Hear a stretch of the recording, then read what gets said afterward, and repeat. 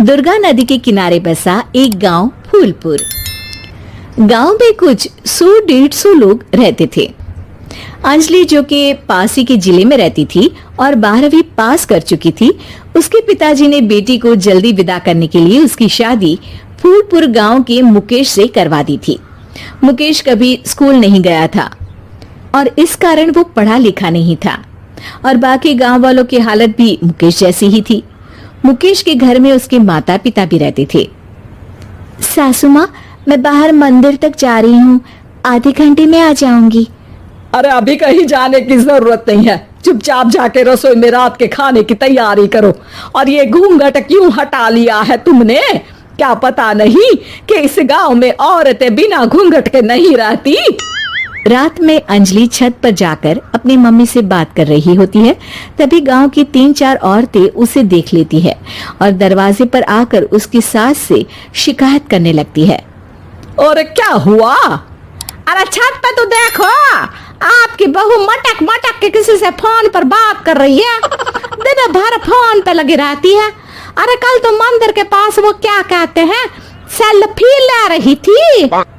शहर की बहू रखना अच्छा शान की बात है, पर देखना इसके लक्षण से ये तो तुम्हारे परिवार को बदनाम ना कर दे।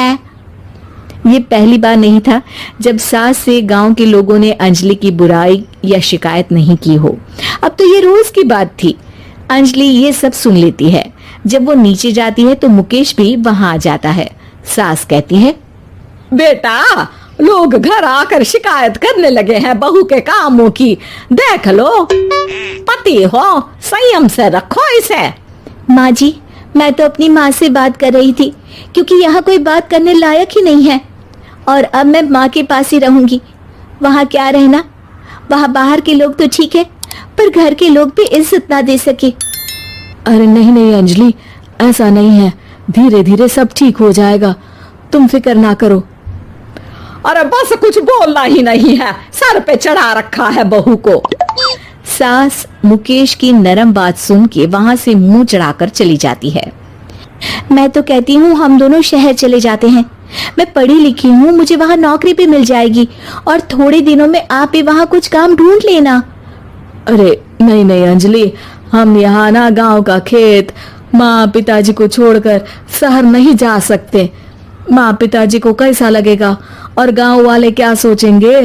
ये कहकर मुकेश सोने चला जाता है और अंजलि की गांव वालों द्वारा बुराई का सिलसिला बहुत दिनों तक चलता ही रहता है। लेकिन अंजलि गुस्सा ना दिखाते हुए समझदारी से काम लेती है।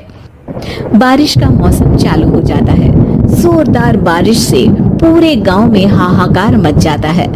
दुर्गा नदी में बाढ़ आ जाती है और बाढ़ का पानी पूरे गांव की फसल तबाह कर देता है।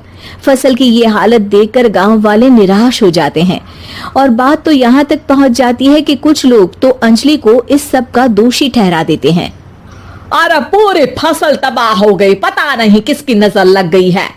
अरे जब से चौधरी परिवार में ये शहर की बहू आई है ना, तब से ही गांव की शांति चली गई है। इसके कर्म कांड से माँ दुर्गा नदी भी खुश नहीं है। ये सब सुनकर बेचारी अंजलि रोते हुए अपने घर चली जाती है। कुछ दिन बाद सभी गांव वाले अपनी फसल का मुआवजा लेकर अपने अपने घर आते हैं। मुकेश भी 1500 लेकर आता है। अंजलि को जब पासबुक दिखाता है तो अंजलि हैरान हो जाती है। अरे, ये पासबुक में तो उन्होंने 4000 की एंट्री करी है और आपको सिर्फ 1500 दिए। सच में? अरे, वो सरकारी अफसर आपको बेवकूफ बना रहे हैं। सरकार की तरफ से हमें 4000 मिले हैं, लेकिन बाकी का सारा पैसा खुद ही खा रहे हैं। आप लोग के अनपढ़ होने का फायदा उठा रहे हैं। ये सब सुनकर मुकेश परेशान हो जाता है, लेकिन अंजलि उसे हिम्मत से काम लेने को कहती है और सुबह होते ही मुकेश को पंचायत कार्यालय ले जाती है और साथ में गांव के और लोगों को भी। आप सरकारी बाबू क्या गांव के लोगों को बेवकूफ समझते हैं? आपको क्या लगता है ये पढ़े लिखे नहीं है तो आप कुछ भी मनमानी करेंगे? ये बेचारे दिन रात इतनी मेहनत करते हैं, ये हमारे अन्नदाता हैं और आप इनके साथ ऐसा धोखा करते हैं। अरे क्या बके जा रही है ये लड़की? किस धोखे की बात कर रही है? अपने कांड करके नदी माँ को नाराज करके हमारा नुकसान करके इसे चैन नहीं मिला क्या? सरपंच जी, इन सरकारी बाबू ने मुझे बेवकूफ बनाया है और मेरे हिस्से के पैसे खुद चट कर गए। बस ये सुनते ही सरपंच वहां से दुम दबाकर भाग जाता है। पता चलता है कि जनपद अधिकारियों ने गांव के सरपंच के साथ मिलकर सबके साथ धोखा किया है। सब लोगों का विरोध शुरू हो जाता है और आखिर में अधिकारी सब गांव वालों के हिस्सों के बचे हुए पैसे उन्हें लौटा देते हैं और कई दिन तक सरपंच गांव में लौटता ही नहीं। अंजलि, तुम नहीं होती तो हम गांव वालों को तो पता ही नहीं चलता कि ये हमें हर बार बेवकूफ बनाते हैं। हाँ हाँ अंजलि बेटी, हमें माफ कर दो। हम सब तुम्हें बुरा भला कहते रहे, लेकिन तुमने ही आज हमें बेवकूफ बनाने से बचाया है। हमें तुम पर गर्व है बेटी।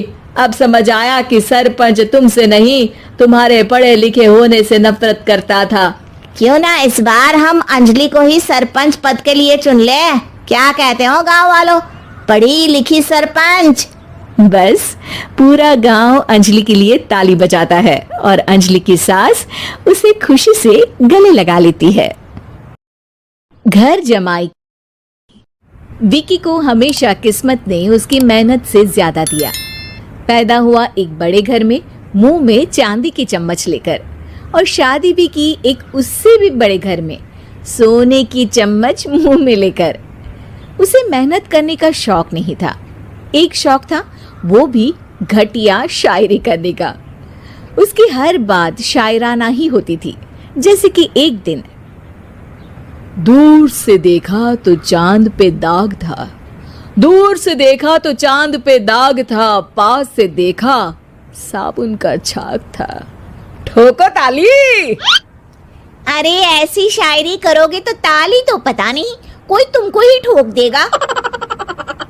शायरी वो बिल्ली है जो किसी का भी रास्ता रोक दे, और क्या मैं किल हूँ जो कोई मुझे ठोक दे।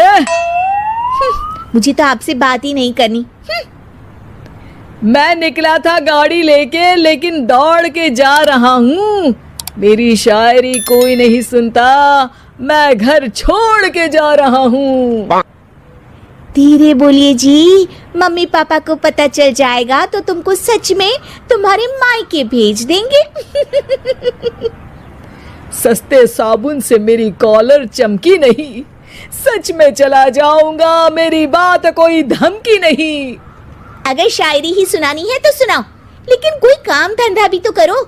मेरे पिताजी के पास बहुत पैसा है तो घर जमाई बन के खा रहे हो, और कल जा रहे हो ना अपने मायके, तो आज ही चले जाओ मेरी बला से। हमें तो अपनों ने लूटा, गैरों में कहाँ दम था हमें। अरे चुप हो जाओ, तुमको मिर्जा गालिब की कसम। अरे जाना है तो जाओ, लेकिन पहले मेरे मम्मी पापा से मिलकर जाओ, वरना वो क्या सोचेंगे। लेकिन विकी अकेले ही अपनी कार लेकर अपने मायके यानी कि अपने खुद के घर पहुंच जाता है। अरे बेटा, तू अचानक, बहू कैसी है? अरे माँ, बहू तो बिल्कुल बदल गई है, मुर्गी हाथ से निकल गई है। अरे क्या हुआ बेटा? उसकी आती नहीं है, मेरी जाती नहीं है। मैं करता हूँ शायरी, उसे भाती नहीं है। मेरे पास उसका फोन आया था बेटा, सही कह रही है वो। तुमको काम करना चाहिए, तभी तो इज्जत मिलेगी। घर जमाई बनके सास ससुर के पैसों पर कब तक ऐश उड़ाते रहोगे? मेरी जिंदगी में हर तरफ से उंगली हो रही है, फोन पर मेरी चुगली हो रही है। अरे चुगली नहीं कर रही थी बहू, वो तेरा भला चाहती है बेटा। सूखे हुए कपड़े को भी गीला कह रहे हैं लोग, चुगली करने को मेरा भला कह रहे हैं लोग। ठोको ताली। ये सुन के माँ अपने हाथ से अपना सर पीट लेती है। अरे माँ, ताली की जगह माथा क्यों ठोक रही हो? बेटा तू ना आराम कर, तेरे पिताजी भी आने वाले हैं, खाना लगा देती हूँ। विकी अपने घर भी दिन भर टीवी देखता है, तरह तरह का खाना खाता है, दोपहर तक सोता है, चाय पीता है, वीडियो गेम खेलता है। बस काम करने नहीं जाता। घर में नौकर चाकर है तो बिस्तर से हिलने तक की जरूरत नहीं पड़ती। कई बार तो विकी अपने नौकरों को बिठाकर शायरी सुनाता रहता। कब जाओगे बेटा? अरे कैसी बात कर रहे हैं डैडी, क्या आप मेरे फादर नहीं? आप मुझे भगाना चाहते हैं क्या? ये मेरा घर नहीं। अरे नहीं बेटा, तुम्हारा ही घर है। हम तो चाहते थे कि तुम यहीं रहो और मेरा काम आगे बढ़ाओ, लेकिन तुम ही चले गए घर जमाई बनने। अरे मेहनत तो गधे भी करते हैं। मैं अच्छी किस्मत लेके पैदा हुआ हूँ। मैं घर जमाई हूँ, ससुराल का फूल गेंदा हुआ हूँ। ठोको ताली। पिताजी और माँ सच में ताली बजा देते हैं।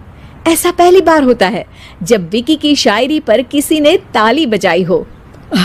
अरे आप लोग सच में ताली बजा रहे हैं? हाँ हाँ बेटा, तुम्हारे ससुर का फोन आया था। बोला जब तक घर जमाई जी कोई काम ना करने लगे हमारे यहाँ मत भेजना।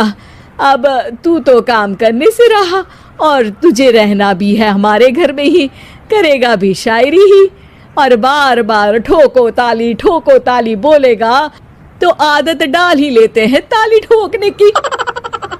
विकी उसी वक्त खड़ा होता है और बहुत गुस्से में सीधे ससुराल के लिए निकल जाता है। फिर से आ गए? लेकिन सुमन को देखते ही विकी पिघल जाता है। अब सुमन, आई एम सॉरी। आज से ना मैं सिर्फ शायरी ही नहीं बल्कि काम भी करूँगा। तुम अपने ऑफिस में बात कर लेना, कोई भी मेहनत का काम कर लूँगा। मैं घर जमाई बन के रहूँगा लेकिन काम करूँगा और इज्जत से रहूँगा। मतलब सिर्फ तुम नहीं आए हो, तुम्हारे साथ तुम्हें अकल भी आ गई है। मैं अपने कारखाने का मैनेजर बनाता हूँ तुमको। कल से मेरे साथ चलना वहाँ। थैंक यू ससुर जी। थैंक यू से काम नहीं चलेगा, एक शायरी सुनानी पड़ेगी। है जरूर। ससुर के पास पैसा होते भी मेहनत जिसको भाई है वही सच्चा दामाद है, वही अच्छा घर जमाई है। ठोको ताली। सब विकी की शायरी पर ताली ठोक देते हैं। शिक्षा, जब किस्मत आपको बहुत सारा दे दे तो उसकी कद्र करनी चाहिए और मेहनत करना कभी नहीं भूलना चाहिए।